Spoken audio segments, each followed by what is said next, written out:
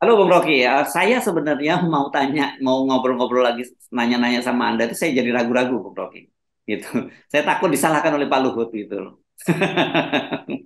Kenapa dia? Ada apa dengan Jadi Luhut? ini Pak Luhut, ini ada statement Pak Luhut itu yang dia statementnya begini, orang yang nggak pernah di pemerintahan nggak usah banyak omong. Nah begitu. Saya jadi penasaran di mana Pak Luhut ini bicara. Rupanya ini sebenarnya sudah cukup bukan cukup lama ya, tanggal 20 bicaranya. Tapi baru media baru mengangkatnya belakangan ini gitu. Hmm.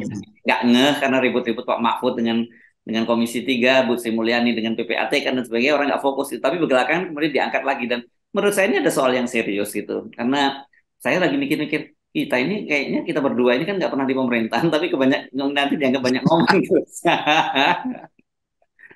Kalau kita ikuti watak Pak Luhut, pasti ada sesuatu yang bikin dia kesel juga tuh. Dan Pak Luhut kan dia mau ceplas-ceplos saja tuh. Ah, tak tahu kau macam-macam kau, masuklah kau kalau mau tuh. Kira-kira begitu kan? Ya, Lalu ya. dibuatkan kalimat kalau tidak di pemerintahan udah tahu seomong lah. Kan Hmm. itu juga jadi problem di dalam etika demokrasi. Hmm. Demokrasi bahkan harus menggaji orang di luar pemerintahan untuk melakukan komentar-komentar. Jadi prinsip di dalam demokrasi harus ada devil's advocate, advocatus diaboli yang ngoceh di luar tuh, Hmm. supaya ada pembanding terhadap kebijakan pemerintah.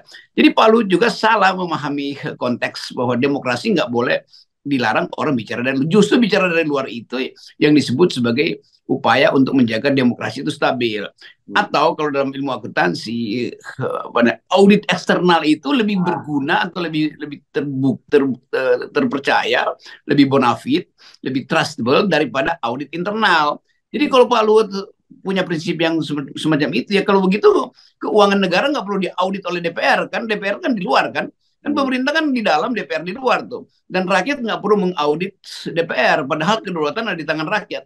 Jadi kalau algoritma berpikir kita terus, kan bahaya pikiran Pak Luhut itu. Nah, Ya, tapi nanti seperti biasa Pak Luhut akan komentar, ah bukan itu yang kumaksud, ini kan ada ya, konteksnya. Iya, ya. tetapi mengucapkan hal bahwa yang di luar nggak boleh bicara, itu ngaco tuh. Kenapa? Sebab yang di dalam itu diutus oleh yang di luar. Kan pemerintah adalah penerima mandat rakyat, maka pemberi mandat itu wajib untuk mengevaluasi yang di dalam, bahkan lebih dari itu, yang di dalam wajib melapor pada yang di luar. Begitu Hmm. logikanya. Ya, ya, ya, ya. Oke. Nah, tadi karena Anda bicara soal itu, apa konteksnya? Pak Luhut itu bicaranya di Digital Government Award, ya. Jadi ini kan Pak Luhut kan selalu begitu, katalog apa segala macam, kelihatannya beliau seperti itu. Tapi saya jadi teringat begini nih. Ini menarik ya, karena soal demokrasi itu, Bung Rocky, seperti itu orang banyak mengibaratkan seperti seperti apa? Seperti gadget gitu ya. Generasi tua itu termasuk tentu saja Pak Luhut dan kita sebenarnya gitu bisa membeli gadget yang mahal, tetapi kita menggunakannya fitur yang terbatas gitu ya. Sementara generasi muda itu fiturnya dia beli gadget yang murah, tapi dia bisa ngoprek begitu itu. Nah, demokrasi ini kan fiturnya banyak, ya. Generasi tua ini, yang generasi analog ini sebenarnya nganggap bahwa demokrasi itu kalau lewat pemilu udah selesai. Padahal fitur-fitur demokrasi itu banyak sekali kan, kebebasan berpendapat, kelompok oposisi, ini nggak masuk di dalam generasi analog itu gitu loh. Nah itu kelemahan Pak Luhut tuh. Dia masih berpikir bahwa semua hal ada satu pintu untuk mempersoalkan, yaitu misalnya hearing di DPR segala macam. Padahal bahkan di dalam dunia jurnalistik itu uh, netizen itu bisa jadi jurnalis tuh, Kayak dan netizen jurnalisme itu sekarang selalu ya. mesti dengar, sama seperti kasus saya kemarin itu yang dikutip oleh seluruh media soal Israel, padahal saya nggak pernah bicara, walaupun itu contoh buruk bahwa ada netizen yang pakai nama saya di Twitter padahal saya nggak punya Twitter, lalu dia seolah-olah itu komentar saya lalu dikutip oleh media-media mainstream, kan Nah, kan ngaco nah, juga nih media-media mainstream mengutip Twitter abal-abal yang sekedar memakai nama saya. Di Indonesia tuh nggak ada tradisi untuk malu atau sedikit berempati dengan pemilik nama asli itu. Kan hukumnya nggak ada. Lo Twitter saya itu udah nggak ada tuh. Satu hari sebelum Pak Jokowi dilantik, Twitter saya dirampok, 2,5 juta follower hilang begitu aja tuh. Tiba-tiba ada nama saya di mungkin 10 akun Twitter, di Instagram juga begitu. Tapi itu kan bukan saya. Ngapain nih media-media utama itu mengutip sesuatu yang nggak mereka verifikasi ke saya? Itu media-media dungu kan. Demikian juga halnya dengan cara pandang bahwa yang di dalam itu yang bermutu tuh. Kadang-kala yang di dalam justru saling menutupi apa yang sebetulnya harus diketahui oleh yang di luar tuh. Jadi sekali lagi Pak Luhut keliru untuk menganggap bahwa yang di luar itu nggak tahu apa-apa. Justru yang di luar lebih tahu karena dia berjarak tuh. Yang di dalam itu kadang-kala nggak tahu apa yang terjadi. Kalau saya bikin perumpamaan, orang yang ada di dalam bingkai foto nggak bisa melihat bingkainya sendiri, nggak bisa melihat fotonya sendiri. Dia mesti keluar dari bingkai itu baru dia bisa lihat Ya, keadaan ya. dia tuh. Apa dia tersenyum, apa dia lagi ngomel, apa dia lagi cemberut, itu soalnya. Iya, iya, iya. Oke, saya kira tapi begini-begini ini memang harus diluruskan juga ya, karena saya kira berbahaya kalau cara pandang. Oke, Pak Luhut mungkin nganggap itu ya biasa, gaya beliau biasa ceplas-ceplos begitu tuh. Tetapi ketika itu terkomunikasikan kepada publik dan kemudian apalagi kemudian di kalangan pemerintahan nganggap ya itu sebagai sebuah kebenaran, dan itu saya kira kan berbahaya kalau sampai itu diambil. Harusnya seperti itu, seperti katakan oleh Pak Luhut. Loh, diamlah kau semua karena kau nggak punya pengalaman sama sekali di pemerintahan gitu. Nah itu salah Pak Luhut itu. Ada dulu teori yang mengatakan bahwa yang dijanjikan pemerintah sering itu yang tidak dilakukan.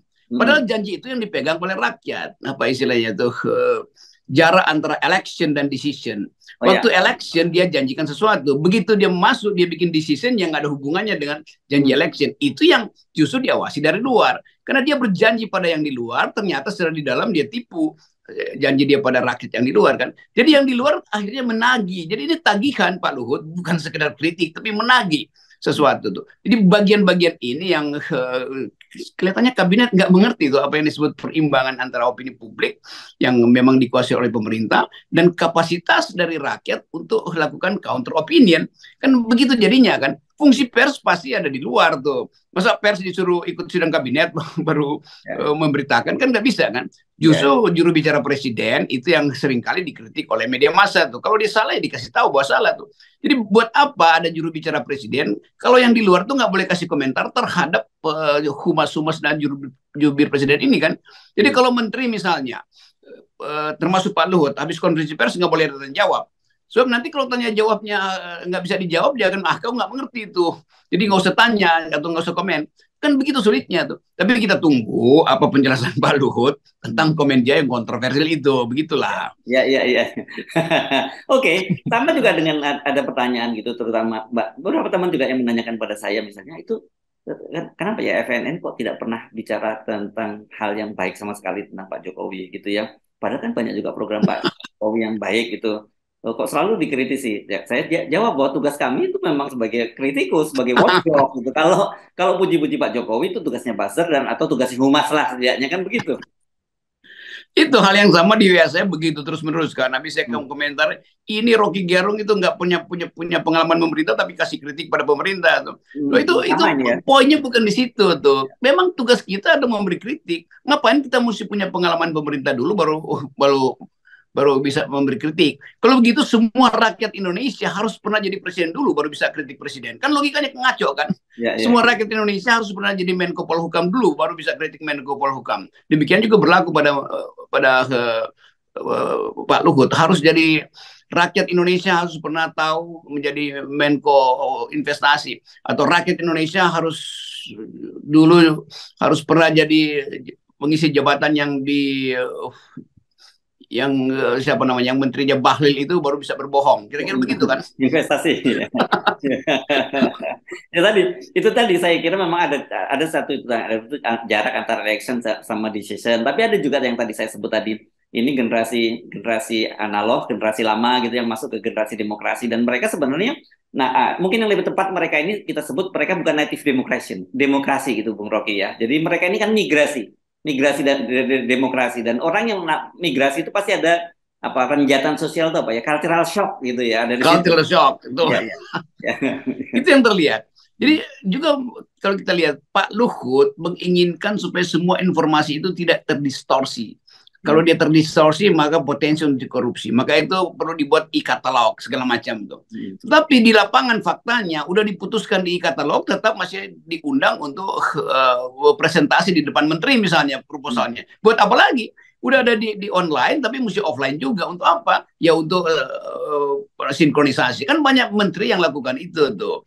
Misalnya menteri Kementerian Pendidikan segala macam tuh, data tentang mahasiswa baru udah ada di katalognya secara online, tetapi mesti rapat juga sebab mungkin ada variasi, ada seseorang yang menitipkan anaknya ke situ menteri ini. Buat apa? Jadi Pak Luhut juga mesti evaluasi bahwa yang dia maksud memang benar, supaya tidak ada misinterpretasi dalam data, ya dibuat aja secara online tuh, semuanya dikomputerize. Tetapi selalu hasil komputer itu bisa dinegosiasikan, kan ngaco kan jadinya kan. Jadi kita kasih masukan juga ke Pak Luhut bahwa apa yang sudah diputuskan secara internal bisa berubah karena juga ada kepentingan internal. Nah, itu diketahui oleh masyarakat eksternal. Karena itu masyarakat eksternal, masyarakat sipil melalui media-media yang kritis, entah itu media sosial atau forum semacam FNN, memberi masukan. Masukan itu bisa pujian, bisa kritik. Tetapi nggak ada gunanya kita kasih pujian kan. Yang kita harus lakukan adalah kritik. Jadi nggak imbangin dong pujian dan kritik. Berarti nggak ada pujian dong, nggak ada kritik dong. Tetap kritik itu nggak perlu diimbangi dengan pujian. Yang udah kita yang memang udah bagus, yang ngapain dipuji? Memang itu tugasnya kok bikin sesuatu itu bagus. Yang tidak dia lakukan itu yang kita kritik, dan kritik itu pasti bermutu kalau datang dari eksternal. Nggak ada kritik yang bermutu kalau datang dari internal. Ya, ya, ya. Kita ingatkan sekali lagi bahwa kritik itu kebebasan berbicara dan sebagainya itu adalah salah satu fitur demokrasi ya. Jadi ya kalau memang mau mengaku sebagai negara demokrasi, mesti yang begini-begini ini nggak boleh muncul lagi dari Pak Luhut ataupun pejabat yang lain. Nah itu sering juga diterangin, dicaci makikan ke saya. Saudara Rocky dan Saudara Hersu cuma bisa kasih kritik. Solusinya apa? Lu dari awal kita kasih tahu, tugas kita memberi kritik, bukan mencari solusi. Kita udah bayar menteri-menteri itu untuk cari solusi, ngapain dibalikin ke kita tuh? Jadi solusi itu bonus, kalau kita mau kasih boleh aja, tapi itu bukan tugas kita mencari solusi. Bangsa ini sudah mendaftarkan keinginannya itu di dalam pemilu, maka tugas dari pemerintah mencari solusi, bukan dibalikin lagi pada rakyat cari solusi. Ngapain dia duduk di situ terus kita kasih gaji tuh? Punya Alphard, solusi dari kita tuh ya, kita bilang ya buang aja Alphard lo itu, dan lu sekaligus nggak usah datang-datang ke kantor kalau begitu, supaya ada solusinya kan. Jadi bagian-bagian ini yang juga nggak dipahami oleh baser dungu ini, bahwa seolah-olah kalau kritik mesti ada solusi. Loh, solusinya itu justru ada pada yang kita kritik. Dia yang mesti mengubah kebijakannya tuh. Ya tapi kasih tahu dong apa kebijakan. Oh, kalau begitu mundur aja Anda, kita ganti dengan anak STM supaya solusinya ada tuh. Kan itu kan. Jadi kemampuan berpikir para buzzer ini betul-betul dangkal, dan itu yang membuat bangsa ini turun IQ-nya tinggal 70 setara dengan simpanse tuh. Jadi siapa yang membuat IQ kita turun? Ya ini buzzer-buzzer bodoh dari istana ini sebetulnya. Yes. Dan sebenarnya mereka nggak sadar. Bukan bodoh, dungu maksudnya ya. Ya. Mereka tidak sadar bahwa setiap hari kita sebenarnya sudah memberi solusi, yaitu 0%. Sebenarnya solusinya itu yang sebenarnya. Yes. Kan, ya. Itu intinya. Ya. Thank you, Bung Rocky. Oke.